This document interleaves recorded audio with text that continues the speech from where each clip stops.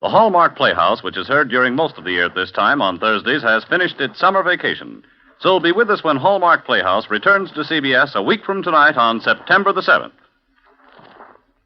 Now, from Hollywood, it's time for Edmond O'Brien as... Johnny Dollar. Carl Brewster down at East Coast. Yes, Carl. I wonder if you do a little job for us. Sure, what is it? A policyholder of ours needs some protection. Well, I hope this doesn't indicate a trend.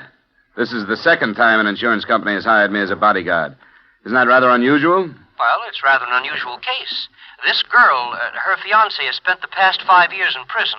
He's being released tomorrow, and he swears that the first thing he's going to do is kill her. Well, that's cozy. Mm-hmm. I think she deserves some help. Come on down this afternoon. We'll talk it over.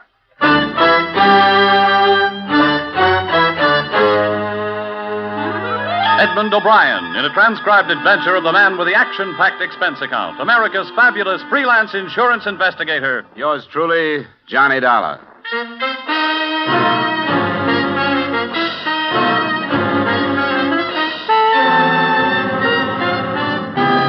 Expense account submitted by Special Investigator Johnny Dollar to Home Office, East Coast Underwriters, Hartford, Connecticut. Attention, Carl Brewster. The following is an accounting of my expenditures during assignment on the Virginia Beach matter. Expense account item 1, $1.50 cab fare from my apartment to your office. Well, you're prompt, Dollar. How are you, Mr. Brewster? Or did we set any particular time? No, I guess we didn't. Mm-hmm. Well, I'm glad to see you anyway. Sit down. Thank you. Now, let's see. Oh, yes, the Browning girl, Janice Browning. How much did I tell you over the phone? That her boyfriend was getting out of stir and was going to kill her. What you left unsaid was that she probably deserves it. What's that? I don't hold much sympathy for these dames that get themselves involved with some hoodlum and then decide to get disinvolved the minute the going gets rough. But it's your money. I wouldn't jump to conclusions, Dollar. This is a pathetic case. Of course, the girl made a mistake in taking up with this fellow, but 5 years is a long time to think. And she'd realized her mistake. What did he go up for? I believe it was robbery. Do you know if she spent all the loot before she realized her mistake? Now, Dollar. Why doesn't she hire a bodyguard herself? Because she can't afford it. She has nothing. She turned to us because there was no place to go. Poor thing is in desperate fear of her life, Dollar. Surely you can appreciate that. Okay, give me the rest. And there's a little more. She's living in Virginia, outside of Norfolk, Virginia Beach. Janice Browning, was it? Uh-huh. I have her address for you. Her fiancé's name is Robeson, Mark Robeson. And he's due out tomorrow. From the state penitentiary at Richmond. Just stay with her until we see what happens. She was here, Dollar. I talked to her. This will not be an unpleasant assignment for you. She must have something more than a policy to knock this whole company off its feet far enough to hire a bodyguard. That could spell bankruptcy if it went far enough.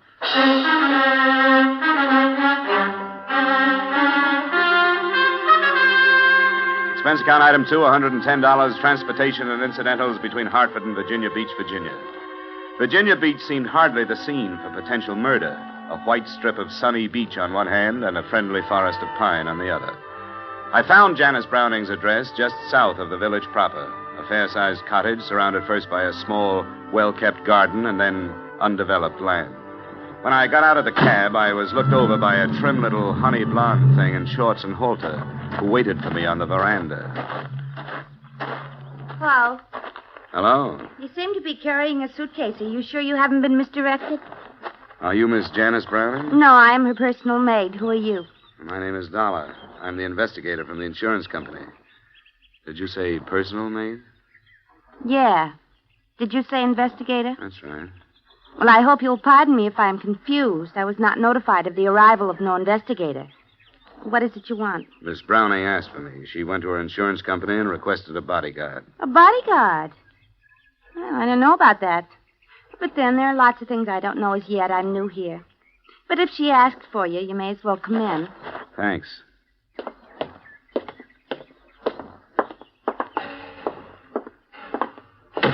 I suppose you were surprised when I said I was Miss Browning's personal maid because of the way I'm dressed, if you'll pardon the expression. As a matter of fact, I was surprised that she had one. Why'd you say that? I'd been led to believe that she couldn't afford things like that. Well, between you and I haven't been paid yet. But she seems to be very generous. She turned over her entire wardrobe for me to wear at any time. Yeah, but maybe that's a bad sign. Maybe she's going to pay me off in clothes, and they don't quite fit, as you can see. How long have you been here? Just only 3 days. My name's Betty Light. I took the name Light from my stepfather. Just what are you doing here? Well, Miss Browning has a fiancé coming out of prison today, and she's afraid to meet him alone. Prison? Well, you could never tell. But I suppose it's her business. What is? Well, if I was sweating out a fiancé after all that time, I wouldn't be quite so thick with what she's thick with. What do you mean? Well, if I were him, I'd feel cheated. She hasn't been wasting her time, from what I can tell. And in 1 week, that's plenty. But I shouldn't be gassing like this. Who is he? His name is George Masters. And if there's a fiancé on tap, he'd better be careful. Why is she afraid, as if she shouldn't be? Well, because she changed her mind about him and evidently didn't tell him about it. Sure, the same old story. Well, this is a surprise to me, but the least I can do is work out the wig. You know, Betty, I feel the same way. It was just past midday when I arrived, and wasn't until almost 5 that a cream-colored convertible coasted into the driveway carrying a man and another honey blonde. I could see immediately how Janice Browning had swept the insurance company off its feet. How do you do, Mr. Dollar? I'm so glad you're here. Oh, may I present Mr. Masters? How are you? Mr. Masters? I won't stay, Jan. I know you have things to talk over. I'll pick you up at 7. All right, George. Bye, Dollar. Feel a lot better, too, now that you're here. I'll do what I can. See you at 7, Jan. I'll be ready. Oh, please sit down, Mr. Dollar. Betty. Yes, Miss Browning. I don't think we'll need anything, and I'd like to see Mr. Dollar alone, if you don't mind. Oh, by all means, Miss Browning. Could I have your permission to visit the beach? Of course, stay as long as you like. You know where the beach things are. Oh, I wouldn't think of encroaching. I'll just go the way I am. She's the strangest girl. Where'd you find her? She was a waitress in New York. I asked her if she wanted to come down for the rest of the summer. I thought she'd be company. But she's become so formal, or tries to be. Oh, would you like a drink or something? No, thanks. I suppose you think I'm an awful coward to scream for help the way I did. Well, I haven't heard all the particulars. I really didn't know what else to do. I thought of running away, but, well, I've made friends here. There's the simple fact that I don't have any money. How serious do you think this threat to kill you is? I'm afraid it's quite serious. But I don't know what will happen, and I wanted somebody to be with me. When did you see him last? 6 months ago. I thought about it for a long time, about our breaking our engagement and which would be the best way to do it, and I decided to face him while he was still in prison and simply tell him I couldn't go on. Well, that wasn't the easiest way to hand it to him. I know, but it was the fairest, I thought. He didn't create a scene or anything, but I'll never forget his expression. He just looked at me and said, "Have your fun. You've only got 6 months, because when I get out of here, I'm going to kill you." Well, now the 6 months are up. He's been let out. He knows you're here? Yes, he'll come here. Your friend Masters said he was going to call for you at 7. Where were you going? Just to dinner and maybe a club afterward. I think you'd better cancel it. Why? I'll go crazy if I have to sit in this house and just wait. I don't want you to come back here after dark, for one reason. If you can't go a long distance and stay, I don't want you to leave at all. The village is too small. If he knows it, he'll find you. I'll be with George. Look, you managed to put the responsibility of this thing into the lap of your insurance company, and they handed it to me. Now, I want you to stay here where I can keep my eye on you. All right, Mr. Dollar. I'll do anything you want me to. Good. Oh, you might mix that drink you offered. Scotch, if you have it, and plain water.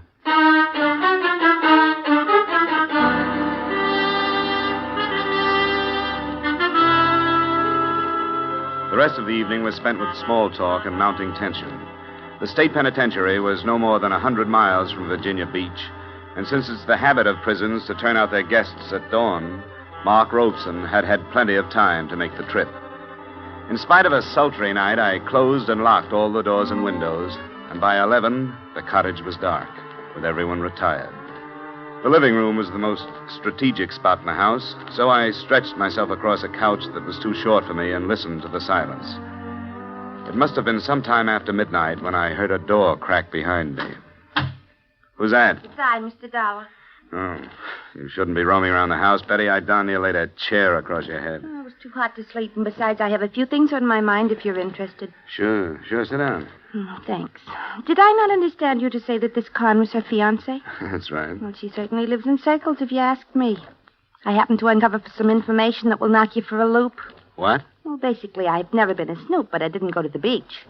Oh? No, after you advised me of the situation around here, I felt I had a right. I went into her room, which is no more than an oversized closet with bath. And it's a good thing I did, because in a drawer, I found a picture of Miss Browning posing as a bride. A bride? Yeah. Are you sure of that? As sure as I'm sitting here. And the guy standing with her was a bridegroom if I ever saw one. Were they fancy? What do you think of that? I don't know. It doesn't necessarily mean anything. But from what I've overheard, this fiancé of hers has been in prison for 5 years. Yeah, that's the story. Then how come her wedding picture was taken in 1947? Was it? And that's what's stamped on the back of it. Now, is that screwy or isn't it? It definitely is. And there are some other things that don't ring truly. For example, this mug she is currently tied to. I heard her when she called him tonight, and it sounded more like... He blasted your room. Get down on the floor. Stay there. Hey, hold it! Hold it, Ropes! He hadn't moved away from the window he'd fired through. When I got to him, he was still pointing the now empty gun at me, pulling the trigger and looking down at it stupidly. Get away. I won't go back. I don't have to stay in the hospital now. I'm all better now. Give me the gun, Robeson. It's empty. No. It's mine. You're one of her men. She always had men. No, I'm not one of her men. Let's go in the house and calm down. You talk like a doctor. Yeah, you're a doctor. You can't take me back. Get away from me. You told me to make myself believe that she was dead and I'd sleep better. Come on, Robeson. Get away. I won't go back. Let go. Don't cause any more trouble, Robeson. Now, Come on. I won't go back. Let go, Ropes. No. Now I don't have to go back. Let go.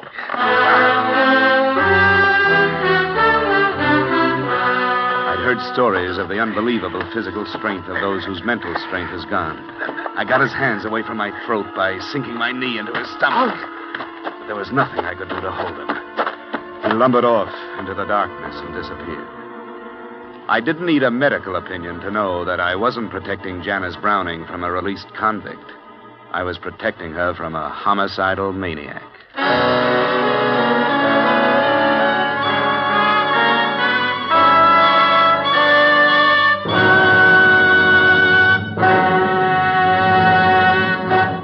There's the opportunity of a lifetime waiting today for any healthy young American man.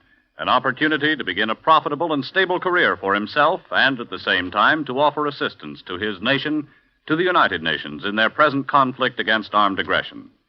The United States Armed Forces need volunteers today in every branch of the service. You have the chance to choose not only the branch, but the type of work which you feel will be of the most benefit to you in the years ahead. May we suggest that you go to your nearest recruiting office now to see if you are eligible to volunteer and inquire about the many opportunities open to you.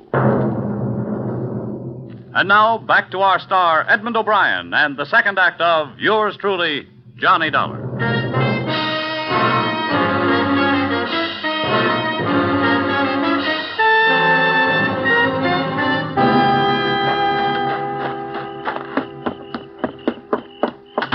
Are you all right, Mr. Dollar? Yeah.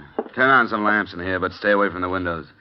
I doubt if he'll come back, but he might. That brute is still on the loose? Yeah. Where's Miss Browning? She's still in her room. I heard her bawling, but she stopped now. Miss Browning? Yes? I'm coming in.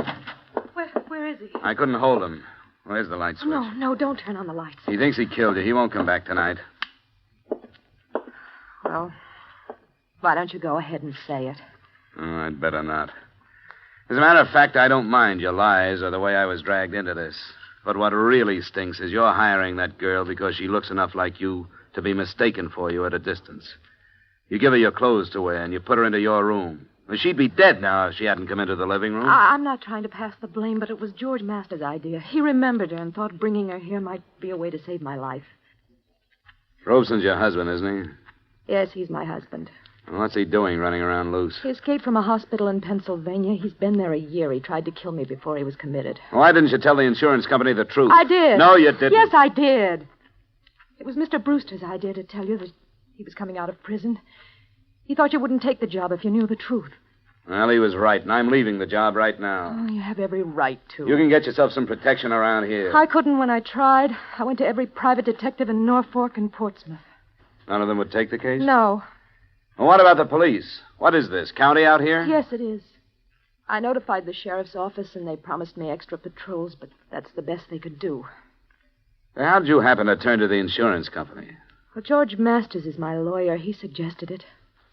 Mr. Dollar, I'm not begging for help or excusing anything I've done, but I've been half crazy with fear and the awful lost feeling when nobody would help me. I had to do something. What about your lack of money? Was that a lie, too? Oh, every penny I had has been spent on treatment for Mark. I borrowed from George on my insurance. I sold our house in Connecticut, and that money's gone. This property is all I have left, and I've borrowed against it. I guess you've had your troubles. Who can I talk to about your husband? You mean a doctor? Yes, I thought maybe a doctor might know what Robeson would do next. Well, Dr. Becker came on to Norfolk after he warned me that Mark had escaped. His phone number is in the little book on the stand. Well, I hate to bother him, but I'd like to have him come out tonight. Mr. Dollar? Yeah? You're staying? Well, not any longer than I have to. Say, you'd better get up and have a drink. You're shaking like a leaf.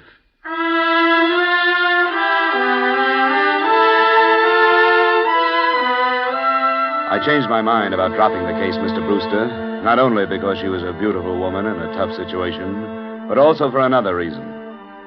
I awoke Dr. Becker at his hotel in Norfolk, and after I outlined the night's events to him, he agreed to come out.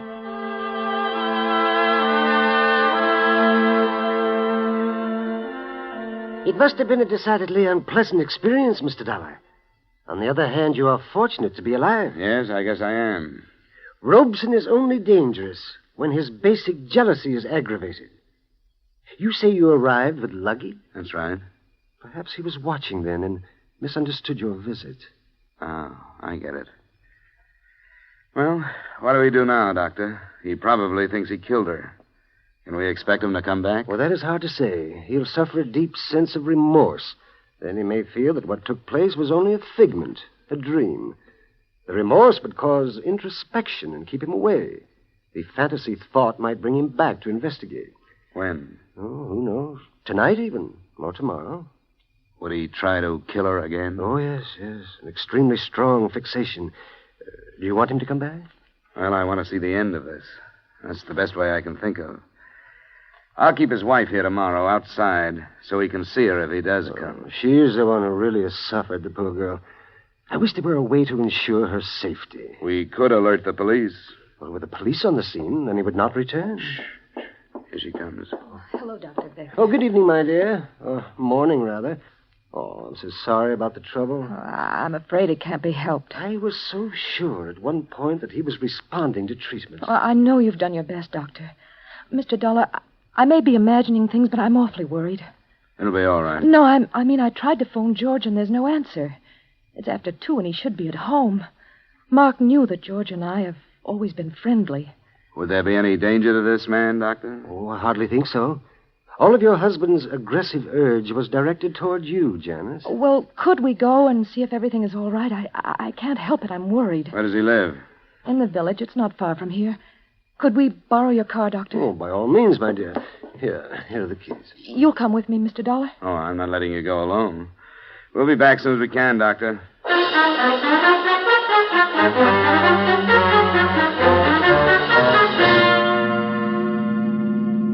Oh, this is his house, the white one.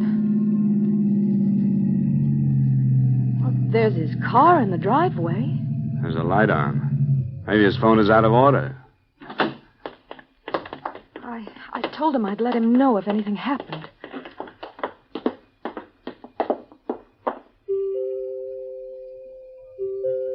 George? George, it's Jan. He doesn't answer. I want to go in. Let's see. It's unlocked. George? Light's coming from a room back there. Oh, that's his study, where the phone is. Oh, we can check that then.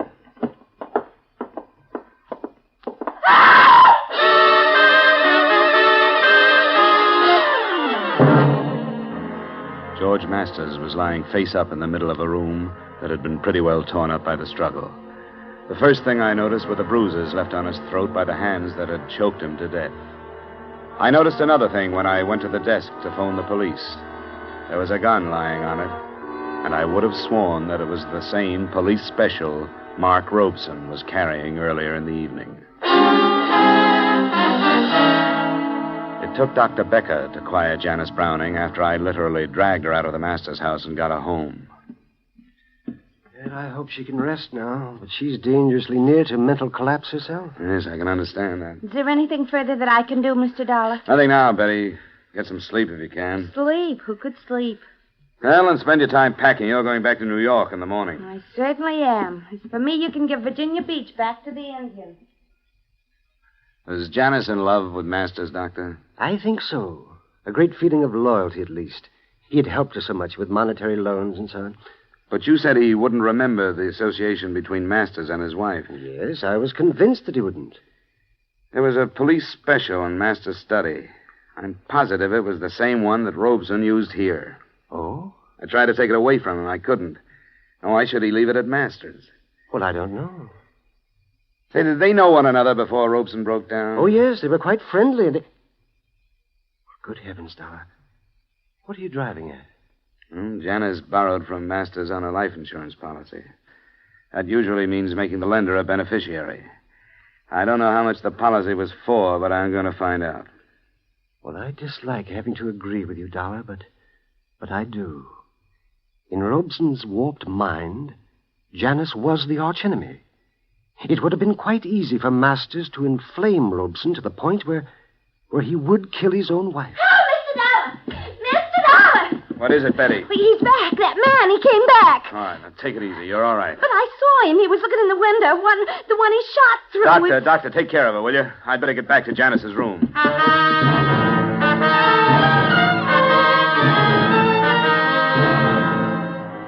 There was no more trouble that night, nor was there any rest.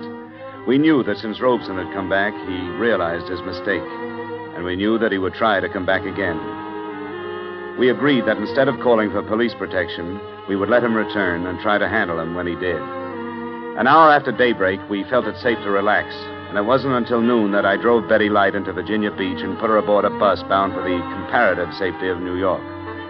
Before I started the return trip, I made a swing past George Masters' house, convinced the deputy sheriff in charge that I had a right to poke my nose in, and got myself back into the study. I suppose it'd be all right if you go in. They took up all the evidence they wanted, I guess. What was that, Sheriff? All the things that'd pick up prints. Here you are. What do you want to look at? Some of his papers. I won't interfere with your work, but I'd like to know how he stood financially. You think that has something to do with it? Oh, I don't know. It might. They dusted all them drawers, so I guess it's all right if you pull them. He's a lawyer, you know. Yeah, I know. Say the field's wide open. A lot of people didn't like him. Oh? I didn't know that. What's that for? It's a ledger. Kept his accounts in it. What'd you find? Janice Browning. Who's that? Somebody he loaned some money to. Ooh, I'll say he did. $20,000. Ah, that's all I wanted, Sheriff. Thanks, and I hope I haven't caused you too much trouble.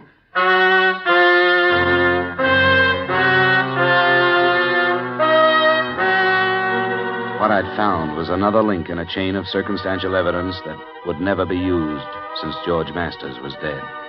He had loaned Janice Browning the thousands she had spent on treatments for her husband, and it was obvious that there was no chance of her ever being able to pay him back. The last notation revealed the fact that a $5,000 loan had been made on her insurance policy in April.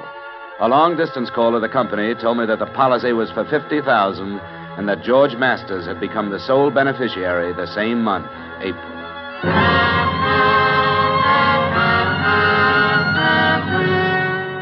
But I see no purpose in telling her, Mr. Dollar, or questioning her. I don't either, Doctor. I hadn't planned to, but the sheriff's office won't think twice about throwing it at her if it gets out. If you will allow me the privilege of perjuring a certain amount of expert testimony, I think I could manage to gloss over it. Well, the deputy saw it, but I don't think it sank in. I hope not. Of course, we're assuming that we'll be successful in subduing Robeson. You said he would come back. I'm sure he will. It is you I'm worried about. Well, I'll have to be ready for him this time. He's too strong to take without a weapon. I hate to do it. Oh, I don't think you need to be. The poor fellow will have no idea what is happening except that he has come back. Okay. She awake? Yes, I think so. Well, it's 3 o'clock. She should be outside in case he's watching. Yes. I'll go and explain our tactics to her. Good luck, Mr. Dollar. I hope all goes well.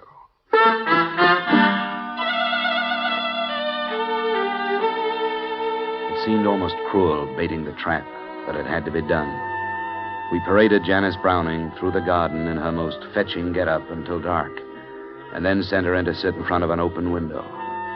I don't know how she held on to her own sanity. I do know that I had a little trouble myself. I sneaked into a position outside the house from which there was a good view of all the approaches but the one from the north. He arrived at about 10:30. He was moving toward the living room window, and I started toward him. Hi, Mark. What? I can't see you. I'm George Masters. You remember? George Masters? That's right. It's your fault. She wasn't in that room. Did I tell you she was in that room? You aren't George Masters. He made a mistake. I told him, and he said I made a mistake. You're the doctor. Get away from me. We'll do it right this time, Mark. Come here. George Masters is dead. You aren't George Masters. No, I'm not, Mark. But you'll have to come with me. No, I don't. I won't go back to the hospital. I won't let you. Mark! Robeson, don't! Get away from me. No, I don't. I'm sorry, Robeson.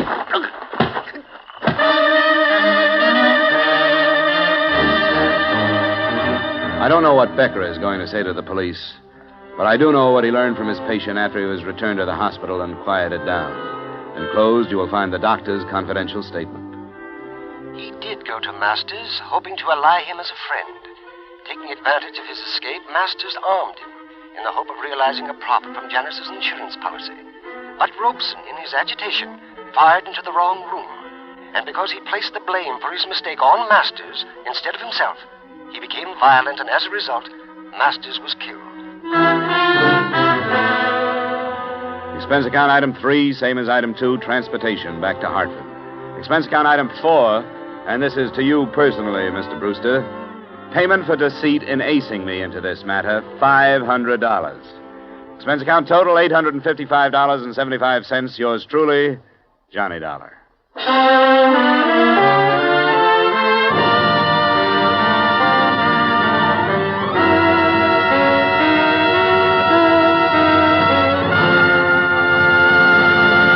Yours truly, Johnny Dollar, stars Edmond O'Brien in the title role and is written by Gil Dowd with music composed and conducted by Leith Stevens.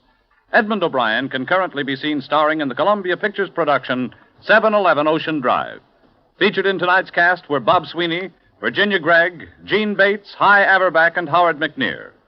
Yours truly, Johnny Dollar, was transcribed in Hollywood by Jaime Del Valle.